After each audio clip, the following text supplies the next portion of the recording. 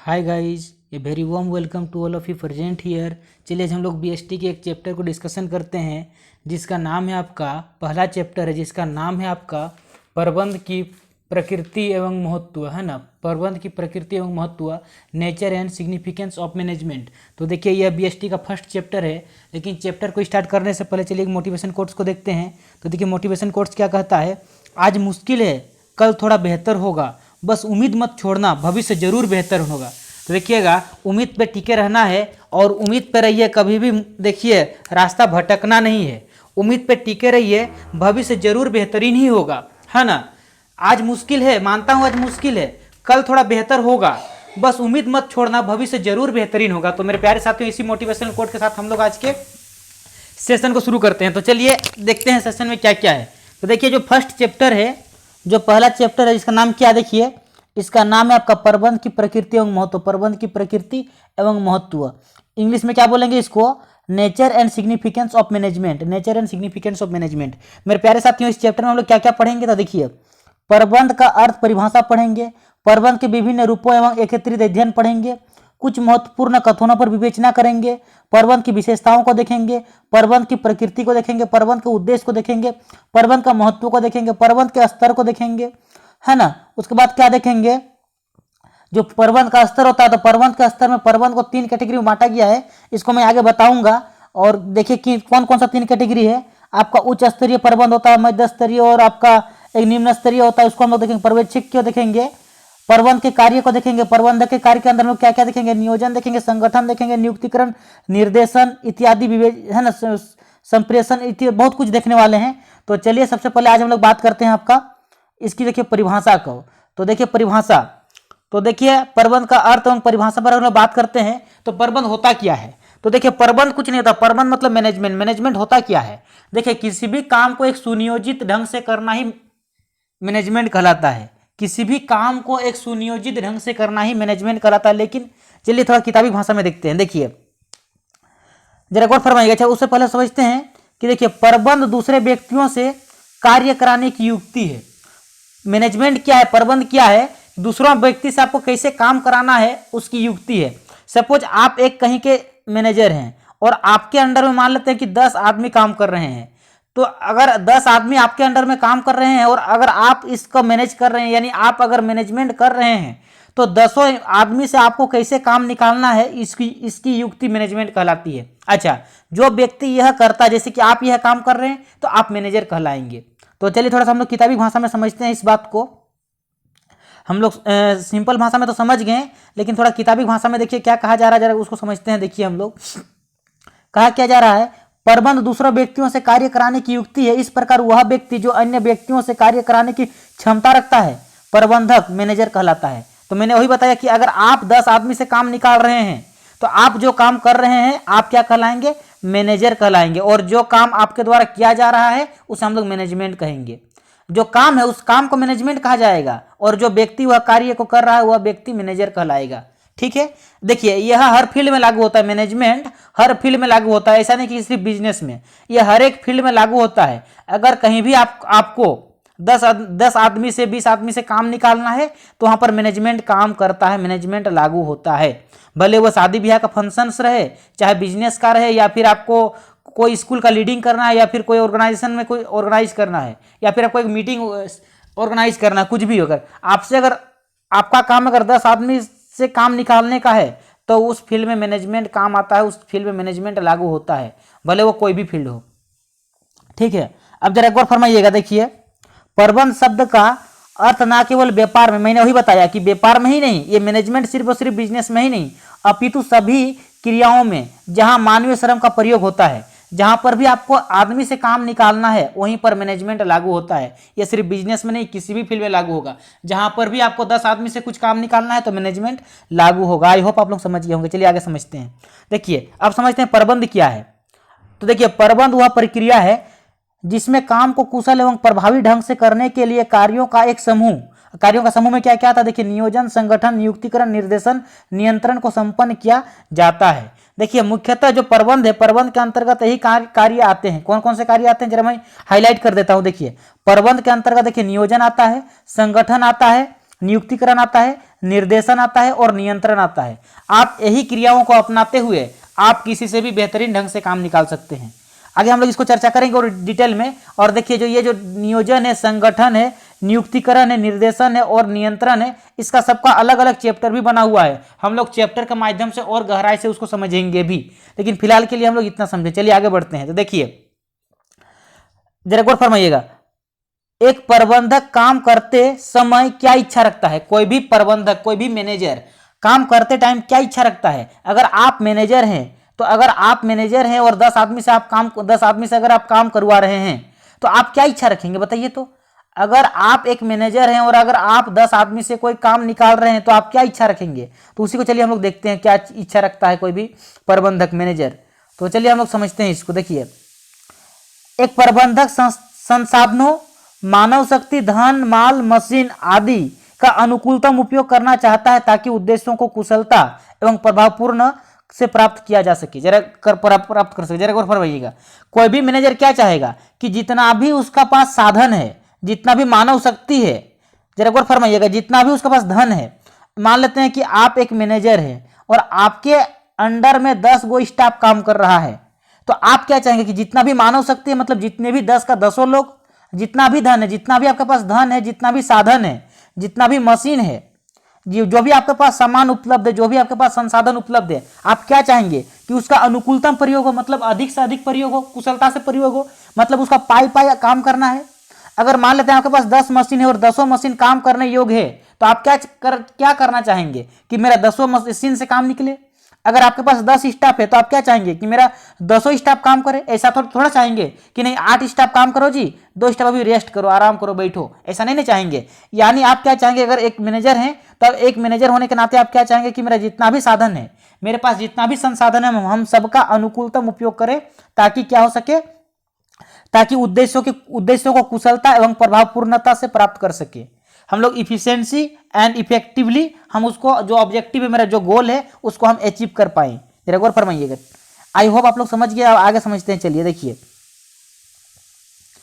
आगे हम लोग समझते हैं। जरा गौर फरमाइएगा। देखिए प्रबंध में ठीक काम को ही करने का क्या अर्थ है? जरा गौर फरमाइएगा। प्रबंध में ठीक काम को ही करने का मतलब मैनेजमेंट। देखिए मैनेजमेंट क्यों लागू होता है? अगर कहीं पर भी मैनेजमेंट वाला शब्द आया तो क्यों आया? कि काम अच्छा से हो जाए। अगर काम मेरा जैसे तैसे करना रहता तो मैनेजमेंट का कोई अस्तित्व ही नहीं होता, मैनेजमेंट का कहीं पर जरूरत ही नहीं पड़ता। चलो भाई जो जैसे काम कर रहा है करो, कोई दिक्कत नहीं है। तो क्या मैनेजमेंट का कहीं पर काम आता? नहीं। काम मैनेजमेंट का अगर काम आ रहा है, अगर मैनेजमेंट शब्द की उत्पत्ति हुई, मैनेजमेंट अगर प्रयोग में आया जा रहा है, पर मैनेजमेंट अगर इतना इंपॉर्टेंट रोल है तो क्यों है? क्योंकि देखिए ठीक काम को ही करना है, मतलब काम सही से निकले। जो भी हम काम कर रहे हैं इसमें कोई गड़बड़ी ना हो और सही समय पे सही काम हो जाए। जो हम लक्ष्य रखे हैं, जितना समय में जो हम लक्ष्य रखे हैं उसको हम समय में प्राप्त कर लें, इसीलिए मैनेजमेंट का काम पड़ता है। देखिए प्रबंध में ठीक काम को ही करने का अभिप्राय है काम को पूरा करने से होता है, चाहे लागत कितनी क्यों ना हो। जरा गौर फरमाएं। देखिए कितनी भी लागत आ जाए कोई फर्क नहीं पड़ता। देखिए ठीक काम करने का मतलब अगर आप कोई काम करने का सोचें कि यह काम मेरा 10 दिन में निकले तो आपको 10 दिन में निकालना है, 11वां दिन ना हो जाए। भले उसके लिए थोड़ा सा ज़्यादा लागत पड़ जाए कोई बात नहीं, लेकिन आपका काम सही से निकले और समय पर निकले। तो उसी को हम लोग यहाँ पर समझें। चलिए आगे समझते हैं। तो देखिए यहाँ पर एक बहुत इंपॉर्टेंट है। देखिए एक होता है प्रभावपूर्णता जिसको हम लोग बोलते हैं इफेक्टिवनेस, और एक होता है आपका इफिशियंसी जिसको बोलते हैं कुशलता। तो हम लोग चलिए समझते हैं कि दोनों में अंतर क्या होता है। तो देखिए अंतर का आधार हम 3 आधार पर रखते हैं। देखिए पहला अर्थ देखेंगे, दूसरा ऑब्जेक्टिव देखेंगे, तीसरा देखेंगे मेन कंसिडरेशन देखेंगे, यानी कि मुख्य केंद्र देखेंगे। तो देखिए प्रभावपूर्णता जिसको हम लोग बोलते हैं इफेक्टिवनेस, क्या बोलते हैं? इफेक्टिवनेस। जरा गौर फरमाइएगा। इफेक्टिवनेस और जो हम लोग का इफिशियंसी है इसको हम लोग विस्तार से समझते हैं। चलिए देखिए अर्थ, सबसे पहले अर्थ की बात करते हैं। तो देखिए प्रभावपूर्णता का अर्थ क्या होता है? इससे हमारा अभिप्राय काम को पूरा करने से होता है, चाहे उसको पूरा करने में कितनी भी लागत क्यों ना आए। देखिए जरा गौर फरमाइएगा। मतलब इफेक्टिवनेस में क्या होता है कि कोई भी काम है, अगर मान लेते हैं कोई एक काम है जिसको कि हम रखें कि मेरा टारगेट है कि मेरा 10 दिन में इस काम को कंप्लीट करना है, तो क्या होगा प्रभावपूर्णता में कि मेरा काम 10 दिन में निकले, है ना, मेरा काम समय पर निकल जाए, मेरा उसके लिए लागत क्यों कितना भी पड़े कोई फर्क नहीं पड़ता। देखिए अगर हम सोचे कि मेरा काम 10 दिन में निकले तो मेरा 10 दिन में निकलना है ना, उसके लिए अगर मेरा थोड़ा लागत ज़्यादा पड़ गया, जहां पर मेरा 5 मशीन से काम होना था, अगर वहां पर मेरा 6 मशीन काम करने लगा, कोई आपत्ति नहीं है। 10 आदमी से काम होता है लेकिन वहां पर मेरा 12 आदमी लग जाए, कोई फर्क नहीं पड़ता, लागत चाहे कितना भी लगे, लागत चाहे कितना भी लगे, लेकिन मेरा काम समय पर हो जाए, उसे हम लोग क्या कहते हैं, प्रभावपूर्णता कहते हैं। अच्छा, अब कुशलता को देखते हैं। तो देखिए कुशलता में क्या होता है, इससे हमारा अभिप्राय काम को न्यूनतम लागत पर पूरा करने से होता है। देखिए इसमें क्या होता है, कुशलता में होता है कि मेरा काम जो है सो न्यूनतम लागत पर निकले, मतलब कम से कम खर्चा पे निकले, ज्यादा खर्चा नहीं करना है, कम से कम 5 मशीन तो 5 मशीन हो सकता है, तो 4 मशीन का ही प्रयोग कीजिए। 10 आदमी से काम निकालने का है, 10 आदमी चलिए ठीक है, अगर हो सके तो 8 आदमी से ही काम निकालिए, लेकिन लागत कम से कम पड़ना चाहिए, लेकिन मेरा काम मतलब लागत कम पड़े, भले थोड़ा सा लेट से भी काम हो, कोई फर्क नहीं पड़ता है। चलिए अब हम लोग दूसरा पॉइंट को देखते हैं। देखिए उद्देश्य, ऑब्जेक्टिव्स। तो देखिए ऑब्जेक्टिव को हम लोग देखते हैं, जरा गौर फरमाइएगा। तो देखिए ऑब्जेक्टिव में क्या कहा जा रहा है, ऑब्जेक्टिव में कहा जा रहा है, जरा गौर फरमाइएगा। ऑब्जेक्टिव में देखिए यह अंतिम परिणाम को समय पर प्राप्त करने से संबंधित होता है। देखिए हम इसमें क्या कहें कि मेरा कितना भी लागत पड़ जाए कोई फर्क नहीं पड़ता, लेकिन मेरा काम समय पर होना चाहिए। तो इसमें किसको ज्यादा बल दिया जा रहा है, समय को, क्योंकि देखिए यह अंतिम परिणाम को समय पर प्राप्त करने से संबंधित होता है, यानी मेरा काम टाइम में हो जाए। प्रभावपूर्णता में क्या होता है कि मेरा टाइम, जो मेरा काम है, जो भी हम सोचे हैं जितना दिन में होने का है उतना दिन में हो जाए। और कुशलता में क्या होता है, देखिए कुशलता में क्या होता है, यह लागत लाभ विश्लेषण से संबंधित है, अर्थात कम संसाधनों का प्रयोग करके अधिकतम लाभ प्राप्त करना है। एक बार फरमाइएगा, इसमें क्या होता है कि हमको कम से कम लागत लगे। इसमें किस पर बल दिया जाता है कि मेरा लागत कम लगे और मेरा काम निकल जाए। और इसमें क्या इसमें किसको बल दिया जाता है कि मेरा समय पर काम निकले, समय पर काम निकले, भले लागत थोड़ा ज्यादा लग जाए कोई फर्क नहीं पड़ता, लेकिन मेरा समय पर काम निकले, मतलब इसमें समय को बल दिया जाता है। ठीक है, अगला देखिए मुख्य केंद्र। अगर मुख्य केंद्र की बात करते हैं तो जरा गौर फरमाइएगा क्या होता है। देखिए क्या कहा जा रहा है, मेन आपका कंसिडरेशन, समय पर लक्षित उत्पादन को प्राप्त करना इसका ध्येय होता है।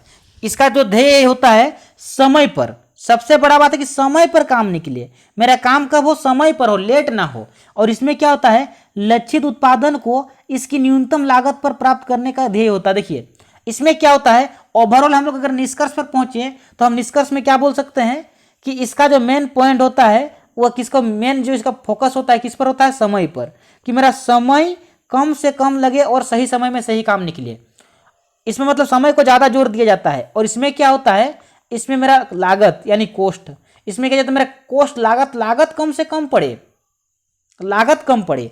और इसमें क्या लगता है कि मेरा समय सही समय पर काम निकल जाए, सही समय पर, समय सही लगे, समय से मेरा मतलब काम निकालना है, लेट ना हो। ठीक है, तो इस प्रकार से हम लोग इसको समझें।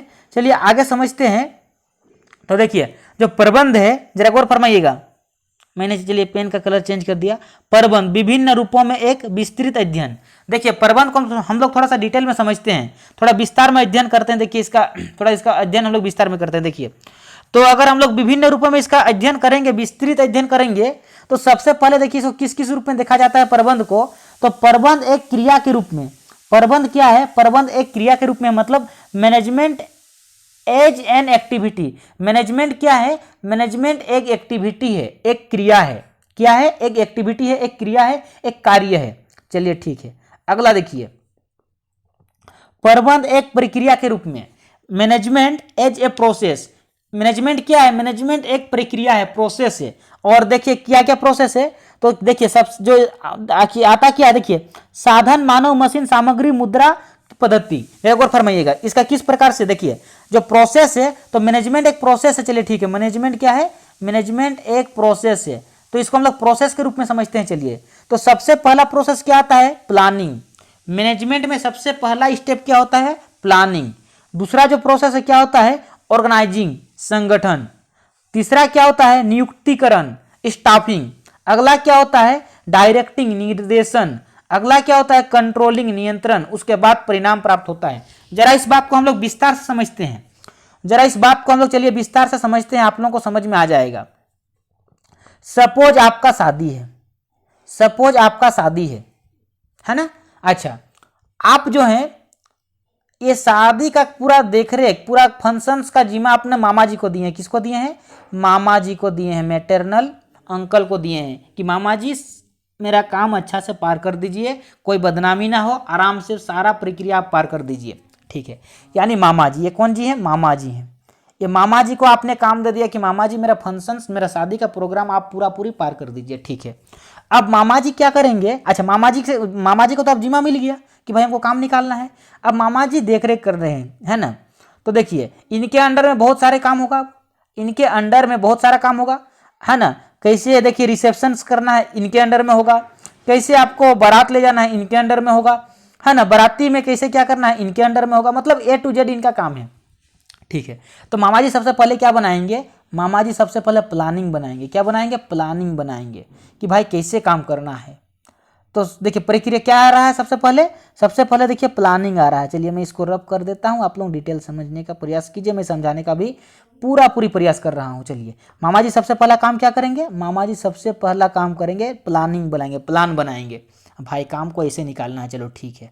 उसके बाद क्या करेंगे? संगठन बनाएंगे, ऑर्गेनाइज करेंगे, ऑर्गेनाइजिंग करेंगे, है ना। देखिए काम तो अकेले निकलने वाला है नहीं, यानी संगठन करेंगे, एक संगठन बनाएंगे कि भाई इस संगठन का यह काम, इस संगठन का यह काम, इस संगठन का यह काम, इस संगठन का यह काम। उसके बाद देखिए नियुक्तियां, देखिए अब किसको किस काम में सौंपना है वो अपना करेंगे कि भाई कौन सा उचित आदमी है जो जिस फील्ड में परफेक्ट है उसको उस फील्ड में नियुक्त करेंगे। अगर कोई खाना बनाने के लिए परफेक्ट है, अच्छा खाना बनाता है, तो उसको काम क्या दे देंगे? उसको क्या काम सौंपेंगे कि आप खाना बनाइए।